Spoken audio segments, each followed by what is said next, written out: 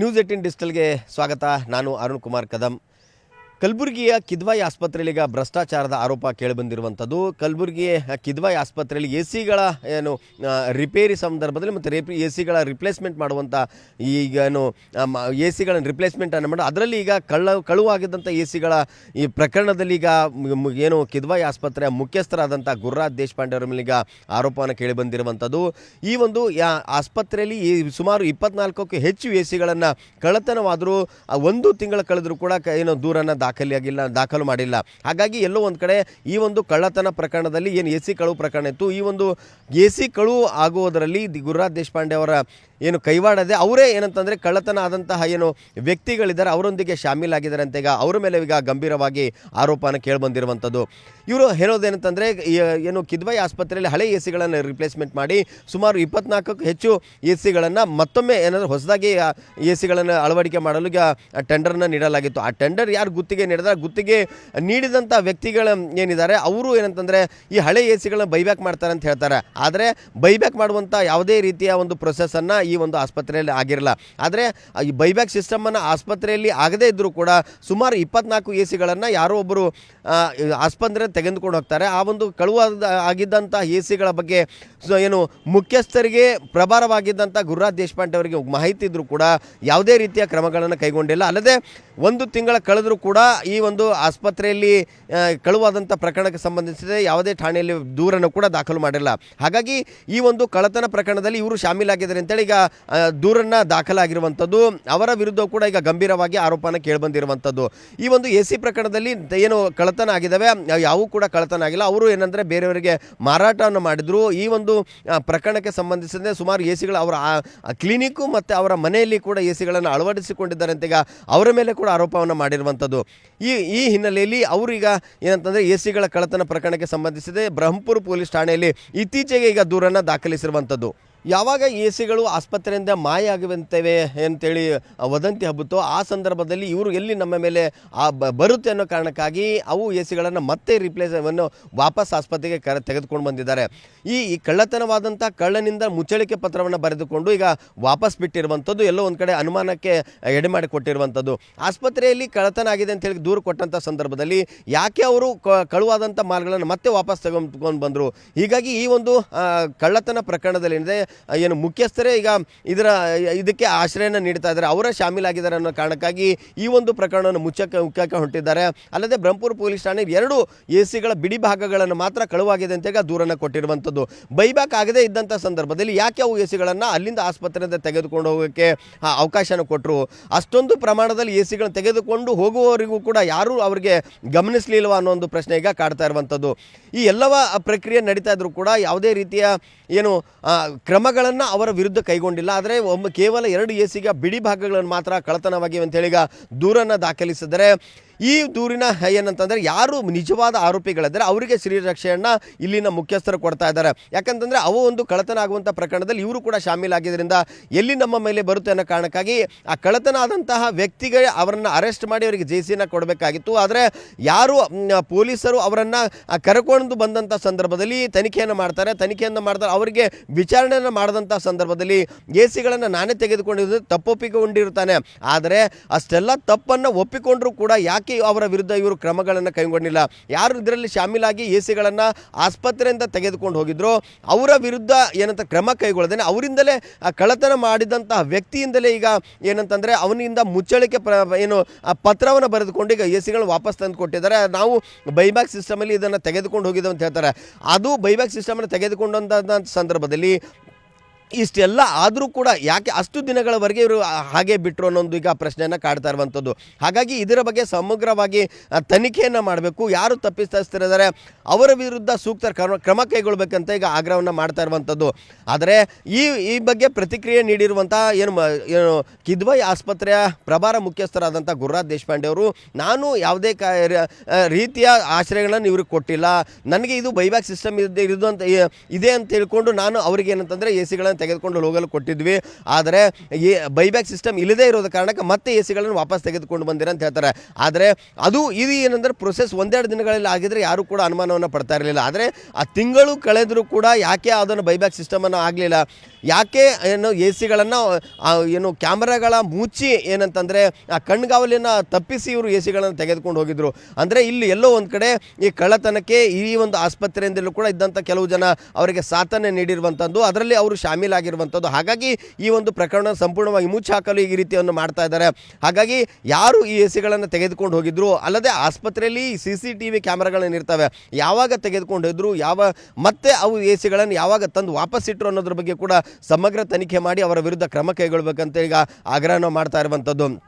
ಈ ಬಗ್ಗೆ ಪ್ರತಿಕ್ರಿಯೆ ನೀಡಿರುವಂತಹ ಪ್ರಭಾರ ಮುಖ್ಯಸ್ಥರಾದ ಗುರುರಾಜ್ ದೇಶಪಾಂಡೆ ಅವರು, ನಾನು ಯಾವುದೇ ರೀತಿಯ ಏನು ಎ ಸಿಗಳನ್ನು ಮನೆಗೆ ತೆಗೆದುಕೊಂಡು ಹೋಗಿಲ್ಲ, ಮನೇಲಿ ಎ ಸಿ ಹಾಕೊಂಡಿಲ್ಲ, ನನ್ನ ಕ್ಲಿನಿಕಲ್ಲೂ ಕೂಡ ಹಾಕೊಂಡಿಲ್ಲ. ಆದರೆ ನಮ್ಮ ಈ ಭಾಗದಲ್ಲಿ ಎಲ್ಲಿ ಯಾರೂ ನನಗೆ ಆಗದೇ ಇರುವಂಥವರು ಈ ರೀತಿಯ ಗಂಭೀರವಾದ ಆರೋಪವನ್ನು ನನ್ನ ಮೇಲೆ ಹೊರಿಸ್ತಾ ಇದ್ದಾರೆ. ಎ ಸಿಗಳನ್ನು ಕಳ್ಳತನ ಆದಂಥ ಸಂದರ್ಭದಲ್ಲಿ ಯಾವುದೇ ರೀತಿ ಎ ಸಿಗಳು ಕಳುವಾಗಿಲ್ಲ, ಎಲ್ಲವೂ ಕೂಡ ಈಗ ಬೈಬ್ಯಾಕ್ ಸಿಸ್ಟಮ್ ಅಂತ ಹೇಳಿ ನಾವು ಅವ್ರಿಗೆ ಕೊಟ್ಟಿದ್ವಿ. ಹಾಗಾಗಿ ಅವರು ಬೈಬ್ಯಾಕ್ ಸಿಸ್ಟಮ್ ಇಲ್ಲದೇ ಇರೋದ ಕಾರಣಕ್ಕಾಗಿ ಮತ್ತೆ ನಾವು ವಾಪಸ್ ಪಡ್ಕೊಂಡಿದ್ವಿ ಅಂತ ಹೇಳ್ತಾರೆ.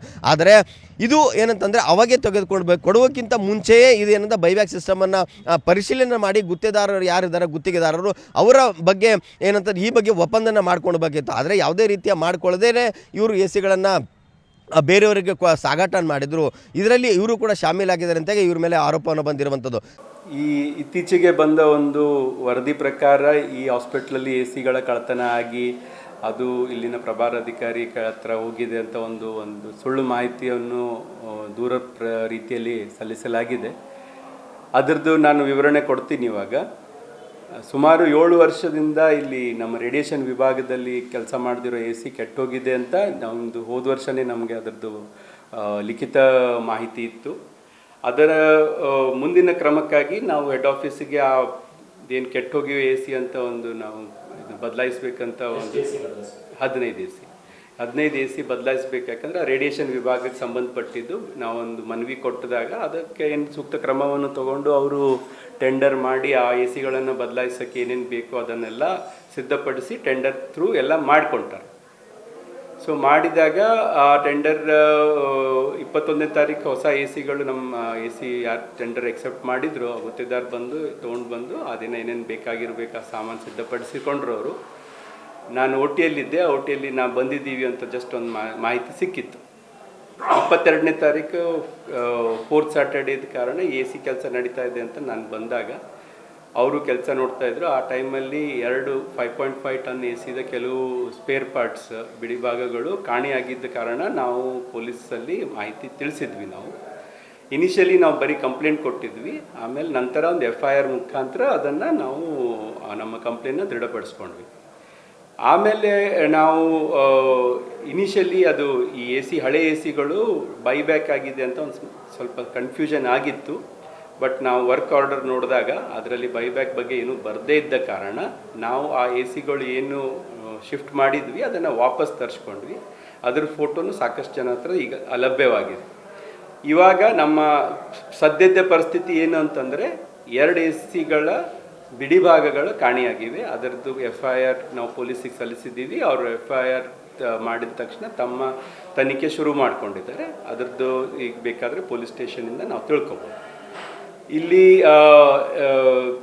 ಇವೆರಡು ಹಳೆ ಎ ಸಿ ಇದ್ದ ಕಾರಣ ನಾವು ನಮ್ಮ ಏನು ಹೊರಗೆ ಹೋಗಿದ್ವು ಅಂತ ಏನು ಅನುಮಾನ ಇತ್ತು ಅವನ್ನ ನಾನು ವಾಪಸ್ ತರಿಸಿ ನಮ್ಮ ಹಾಸ್ಪಿಟಲಲ್ಲಿ ಒಂದು ಕೋಣೆಯಲ್ಲಿ ಹಾಕಿಟ್ಟಿದ್ದೀನಿ. ನೀವು ಬೇಕಾದರೆ ನೋಡ್ಕೋಬೋದು. ಆಗಿದ್ದಾವೆ, ಅದು ಆಗಿದ್ದಾವೆ. ಎಲ್ಲೆಲ್ಲಿ ಆಗಿದ್ದಾವನು ನಾನು ನಿಮಗೆ ತೋರಿಸ್ತೀನಿ. ಹಾಂ, ಅವರು ಆ ರೀತಿ ಪೊಲೀಸರಿಗೆ ಮುಚ್ಚಳಿಕೆ ಕೊಟ್ಟಿದ್ದಾರೆ. ನಾನೇ ವೈದ್ಯಕೀಯ ಅಂತ ವೈದ್ಯಕೀಯ ಯಾವ ಡೇಟಿಗೆ ವೈದ್ಯರು ಯಾವ ಡೇಟಿಗೆ ತಂದಿಟ್ಟು ಸರ್ ಅವರು ಬೆಂಗಳೂರಿನಿಂತಿದ್ದ ಕಾರಣ ಅವ್ರು ಬರ್ತಾರೆ ಸರ್. ಮೋಸ್ಟ್ಲಿ ಅವ್ರಿಗೂ ಪೊಲೀಸವ್ರು ಕರೆದಾರೆ ಇವಾಗ ತನಿಖೆಗಾಗಿ. ಅವ್ರು ಬಂದ ಮೇಲೆ ಅವ್ರು ವರದಿ ಕೊಡ್ತಾರೆ. ನಾವು ಮಾತ್ರ ತರಿಸ್ಕೊಂಡ್ವಿ ಸರ್. ಯಾಕಂದರೆ ನಮಗದು ಯಾವಾಗ ಬೈಬ್ಯಾಕ್ ಆಗಿರೋದು ಮಾಹಿತಿ ನನಗೆ ಇದು ಇರಲಿಲ್ವೋ, ನನಗದು ಆಗಿಲ್ಲ ಅಂತ ಖಾತ್ರಿ ಆಯಿತು. ನಾನು ಅದು ಯಾಕಂದರೆ ಇದು ನಮ್ಮ ಹಾಸ್ಪಿಟಲ್ ಪ್ರಾಪರ್ಟಿ ಅದು. ಸೊ ನಾನು ಅದನ್ನು ತಕ್ಷಣ ವಾಪಸ್ ತರಿಸ್ಕೊಂಡ್ವಿ. ಯೂನಿಟ್ ಟು ಯೂನಿಟ್ ನಾವು ತರಿಸ್ಕೊಂಡ್ವಿ. ಸರ್ 2 ದಿನ ರಜಾ ಇತ್ತಲ್ಲ ಸರ್ 22nd ಮಧ್ಯಾಹ್ನವರೆಗೂ ನಾವು ನೋಡ್ಕೊಂಡು ನಾನು ಹೋಗಿದ್ದೆ. ನನಗೆ ಗೊತ್ತಿಲ್ಲ ಸರ್, ಸುಮಾರು 10th ಹಂಗೆ ವಾಪಸ್ ಬಂದು ಸರ್. ಈ ನಡುವೆ ಇವ್ರು AC ಕೂಡ್ಸೋದೆಲ್ಲ ಕೆಲಸ ಮಾಡ್ಲಿಕ್ಕತ್ತೀವಿ ಸರ್. ಎಕ್ಸಾಕ್ಟ್ಲಿ ಇದೇ ದಿನ ಒಯ್ದಿರ್ಬೋದು ಅಂತ ನನಗೆ ಗೊತ್ತಿಲ್ಲ, ತಿಳ್ಕೊತೀನಿ ಸರ್. ನಿಮ್ಮ ಮೇಲಾಧಿಕಾರಿಗಳಿಗೂ ಈ ವಿಚಾರದಲ್ಲಿ ಕೆಲವು ಕಂಪ್ಲೇಂಟ್ಸ್ ಎಲ್ಲ ಹೋಗಿದ್ದಾರೆ. ಹಾಂ ರೀ. ಅವರೇನಾದರೂ ನೀವು ಕ್ಲಾರಿಫಿಕೇಶನ್ ಕೇಳಿದಾಗ ಈ ಥರದ್ದು ಹೇಳಿದ್ದೀರಾ ಅವ್ರಿಗೆ?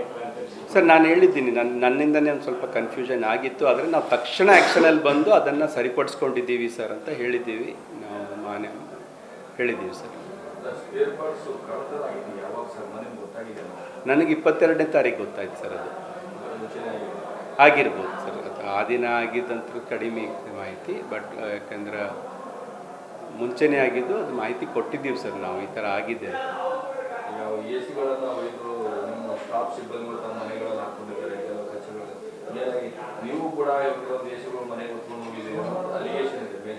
ಸರ್ 2 ವಿಷಯ ನಾನು ಹೇಳ್ತೀನಿ. ಅವೆಲ್ಲ 7 ವರ್ಷ ಹಳೆ AC-ಗಳು, ಅವು ಯಾವುದೂ ಕೆಲ್ಸಕ್ಕೆ ಬರಲ್ಲ ಅಂತ ಆಲ್ರೆಡಿ ನಮ್ಮ ಹತ್ರ ಡಾಕ್ಯುಮೆಂಟ್ ಅದ. ಸೊ ಅದಿದ್ದ ಕಾರಣ ಅದು ತೊಗೊಂಡು ಹೋದ್ರೂ ಅದು ನಾನು ಏನು ಕೆಲ್ಸಕ್ಕೆ ಬರೋದಿಲ್ಲ ಸರ್. ನನಗೆ ಅದು ವಿನ ತೂಕಕ್ಕೆ ಮಾರಬೇಕಾಗ್ತಿತ್ತು ಅಷ್ಟೇ. ಅದು ನನ್ನ ಅಂಥದ್ದು ಸರ್. ನಾನು ತೊಗೊಂಡು ಹೋಗಿಲ್ಲ ಸರ್, ನನಗೆ ಅಗತ್ಯ ಇಲ್ಲ ಸರ್. ಆ ಥರ ತೊಗೊಂಡು ಹೋಗುವ ಅಗತ್ಯ ನನಗಿಲ್ಲ ಸರ್ ಆಲ್ರೆಡಿ ಸರ್. ನನಗೆ ಯಾಕೆ ಎಲ್ಲ 1 to 1 ನನ್ನ ಹತ್ರ AC-ಗಳು ಇದ್ದ ಕಾರಣ ತೊಗೊಂಡು ಹೋಗಿ ಅದು ಮಿಸ್ ಆಗಿರೋ ಸಾಧ್ಯತೆನೇ ಇಲ್ಲಲ್ರಿ ಸರ್. ಎಲ್ಲ AC ನನ್ನ ಹತ್ರ ಅವಲ್ಲ